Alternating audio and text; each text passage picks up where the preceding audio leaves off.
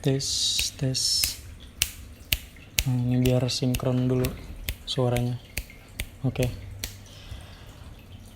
Ya. Ini langsung aja kita ngobrol lah ya.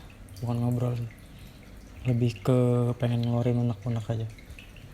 Ini BTW iPhone 6s Plus ya. 7s Plus. Barangkali ada yang minat.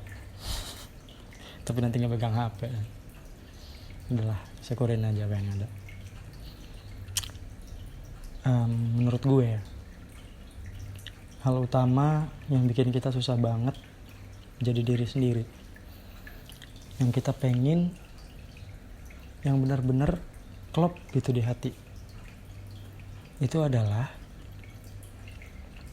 karena kita terlalu nempel sama diri kita yang lama ya, yang bikin kita susah untuk jadi diri sendiri, yang pengen bener-bener kita pengen, itu karena kita terlalu nempel sama diri kita di masa lalu.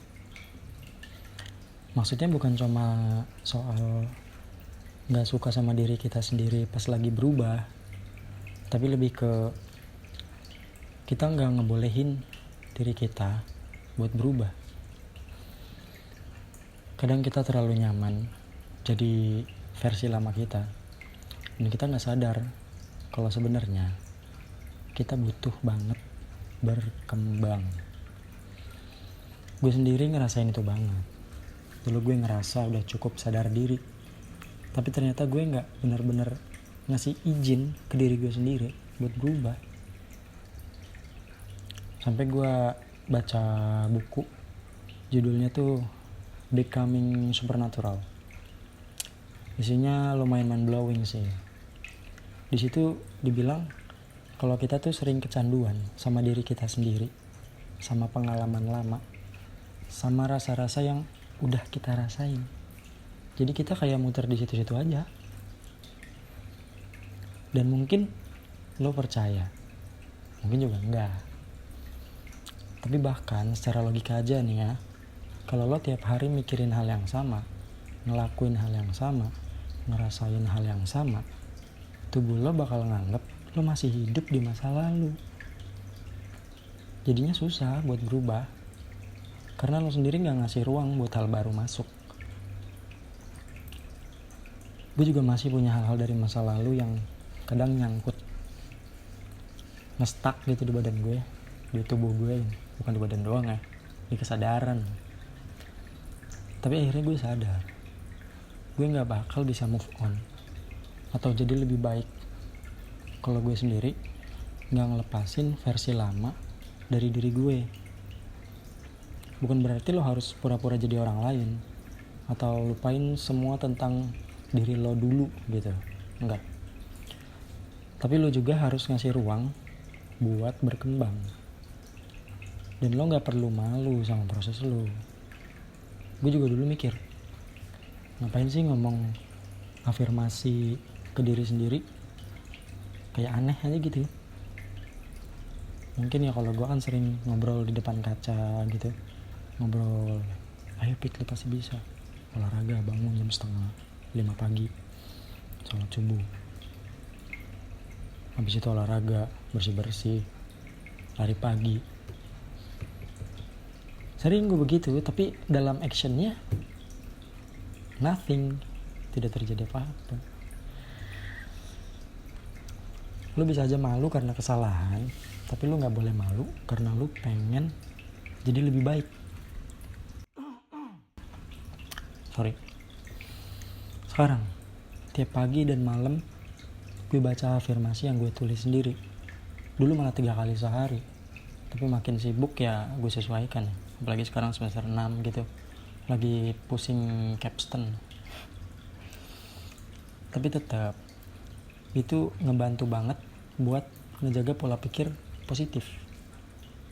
Karena kalau pikiran negatif terus muter di kepala lo harus ganti itu sama yang lebih baik. Gak bisa cuma dihapus, lo harus diisi ulang. Kayak kenangan-kenangan atau kebiasaan-kebiasaan buruk itu lo hapus gitu aja gitu misalnya. Ya nggak bisa, karena belum ada penggantinya. Nanti lu malah mau ngapain nih di waktu-waktu itu yang biasa lu ngelakuin hal negatif. Tapi itu harus digantikan dengan sesuatu hal yang positif. Kadang kita punya ruang kosong di dalam diri.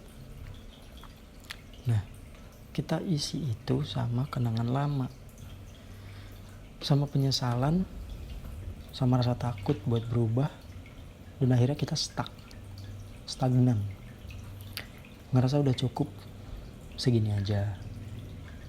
Padahal sebenarnya belum selesai gitu, atau ini bukan yang pengen gue pengen gitu, bukan yang gue pengen ini. Gue pernah ngerasa lebih aman kalau punya definisi diri kayak gue tuh orangnya gini, gitu. Tapi sekarang gue sadar lebih penting buat nyaman sama diri sendiri, bahkan pas lagi berubah. Karena lo gak bisa cuma nyaman di awal atau akhir, lo harus nyaman juga pas di tengah-tengah proses. Kalau cuman awalnya doang terus nanti ngerasain gak enaknya, bisa jadi nanti malah stop. Sulit sih memang, tapi konsistensi adalah kunci. Terus kita sering banget ya ngerasa hidup tuh gini-gini aja, padahal sebenarnya kita yang nggak sadar kalau kita bisa banget berubah dan berkembang. Banyak orang punya potensi luar biasa, tapi sering ngerasa itu mustahil. Pasti kalian juga pernah ingat kata-kata ini ya, kata-kata ini.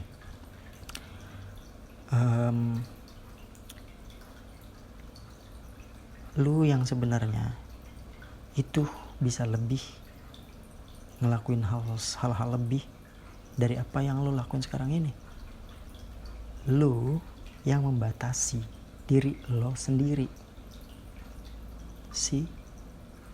Itu kata-kata mujarab. Gue suka bilang ke teman-teman gue yang kreatif ya, udah upload aja karya lu. Kadang ada tuh yang suka bikin gambar apa tapi anonim, gak mau dikenal karena mungkin malu ya. Gue sendiri udah 3 bulan ini kali ya konsisten bikin konten gitu, tapi kebanyakan di short. Terus walaupun gak selalu gampang, ya gue nikmatin aja prosesnya. Intinya adalah lo harus berani nunjukin diri lo, biar diri lo tumbuh bareng proses. Tujuan gue pertama bikin YouTube tuh untuk apa ya?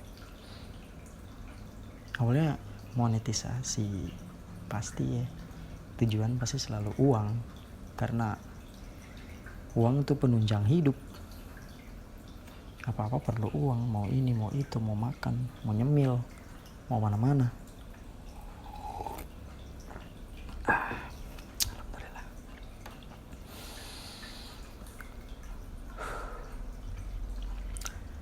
Memang lebih gampang diem aja, nunggu, gak ngapa-ngapain. Tapi suatu hari nanti lu bakal nyesel. Harusnya gue lakuin ini, harusnya gue lakuin itu. Makanya penting banget buat lo ngasih izin ke diri lo sendiri buat explore, buat nyobain, tapi juga tetap sadar sama konsekuensinya. Jadi kayak misalkan yang sekarang lagi booming nih, kripto ya. Coba gue dari 4 tahun atau 5 tahun yang lalu gue beli kripto, gue beli kelas akademi kripto. Harganya dulu masih berapa tuh, gue ada emailnya tuh, gue mau daftar tapi mahal gitu ya. Mahalnya masih ratusan ribu loh, belum sekarang 17 juta ya kan. Terus gimana kalau gue udah beli Bitcoin 4 tahun yang lalu? Gue udah tahu itu dari gue SMK. Gue tahu, gue pernah denger, cuman masih skeptis, kayak gak percaya. Akhirnya sekarang kayaknya di tahun-tahun itu berapa juta gitu. Iya, belum sampai 1M belum sampai ratusan kali. 2015, 2016. Gue tahu kita semua punya urusan masing-masing. Gak mungkin ninggalin semua dan mulai dari nol. Tapi lo bisa banget ninggalin versi lama dari diri lo yang sering nyabotase lo sendiri, yang takut gagal. Dan lo gak sendiri, gue juga masih dalam proses itu. Kadang lo gak sadar, sebenarnya lo bukan lari dari masalah, tapi lari dari bagian diri lo yang butuh disembuhin. Gue juga punya hal-hal pribadi yang belum selesai, dan gak apa-apa. Selama lo terus jalan, itu udah progres. Walaupun itu cuma 0,001, setidaknya kita terus bertumbuh. Ya, 0,01 itu kecil banget, tapi seenggaknya kita tetap bertumbuh, berproses, berkembang. Yang penting bukan cuma sadar ada masalah, tapi juga mulai nyari cara buat ngubahnya, solusinya. Dan lo baru bisa ngelakuin itu kalau lo cukup kenal sama diri lo sendiri. Sadar gimana lo ngerasa, gimana lo mikir, dan gimana lo ngerespon. Dulu gue takut banget ngomong di depan umum, tapi sekarang perlahan-lahan gue bisa lebih bebas nunjukin siapa diri gue. Ya kadang masih mikir juga, tapi gue udah gak malu gitu jadi diri sendiri. Ya kayak ngomong kayak gini aja gue masih terbata-bata beberapa kali. Ada temen gue yang bilang kalau dia tuh suka dengan cara penyampaian gue, kagum dengan cara penyampaian gue. Kalau gue tuh menyampaikan sesuatu itu bisa to the point. Tapi diri gue sendiri gue gak ngerasa begitu. Gue ngejelasin sesuatu ke orang lain, masih ada aja orang yang kayak, apa sih maksudnya? Gitu loh. Karena bahasanya masih berbelit-belit. Makin lo kenal sama diri lo, makin terbuka juga pintu buat lo nemuin bagian-bagian lain dari diri lo yang selama ini mungkin lo pendem. Kayak rasa syukur, kalau lo mulai sadar apa yang bisa disyukuri, makin banyak yang bisa lo nikmatin.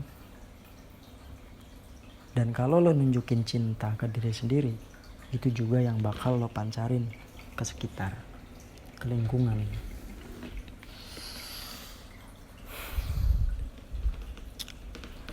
Lo harus nunjukin ke diri lo sendiri, gue bisa kok. Coba buktiin sendiri aja dulu. Beberapa hari yang lalu gue ikut kumpul sama teman-teman gue. Gue tuh cuma diem aja, duduk aja, dengerin. Tapi akhirnya gue juga ngomong gitu, angkat suara gitu, mencoba berpendapat, selalu menyanggah karena nggak setuju. Sebelumnya gue tuh yes man, oh iya, oh begitu. Gue selalu nerima informasinya, padahal gue tahu juga nih ada informasi nih yang gue tahu, tapi gue nggak pernah ungkapin itu. Sebenarnya gue tuh nggak terima gitu sama statementnya teman gue.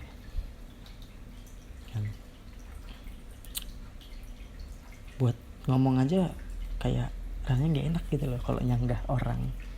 Enggak sih, menurut gue nggak kayak gitu. Dari yang gue tahu bla bla bla bla bla bla bla. Misalnya begitu. Intinya bukan soal lo takut atau enggak, tapi soal gimana lo ngerespon rasa takut itu. Lo tetap bisa mindful dan hati-hati, tapi jangan sampai itu nahan lo buat tumbuh. Bantu diri lo sendiri, kasih ruang buat berkembang. Perlakukan diri lo kayak temen deket, temen yang lo sayang, yang lo dukung, yang lo percaya bisa lebih baik. Karena gak apa-apa buat tumbuh, gak apa-apa juga kalau lo belum punya definisi diri yang jelas sekarang. Nanti lo semakin proses gitu ya, nanti juga bakal ketemu. Dan walaupun gue udah ngomong semua ini, ya gue juga masih belajar. Tapi justru karena itu gue bisa cerita, bisa relate. Gue juga masih pegang hal-hal lama, tapi gue masih Tapi gue makin sadar,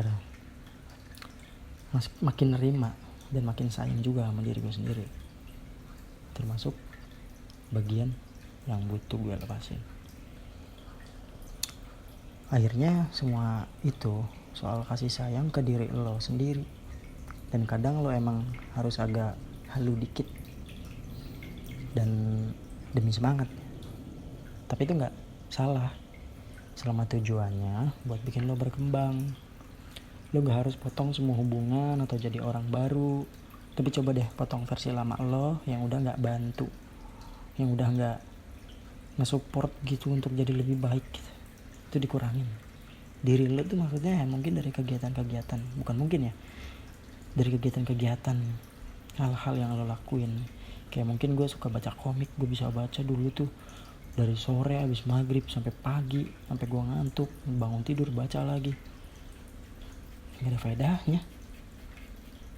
Coba ya potong versi lama lo yang udah gak ngebantu, biar muncul versi baru yang lebih hidup, lebih sehat, dan lebih siap. Kalau lo udah dengerin sampai akhir, gue bener-bener makasih, serius ya.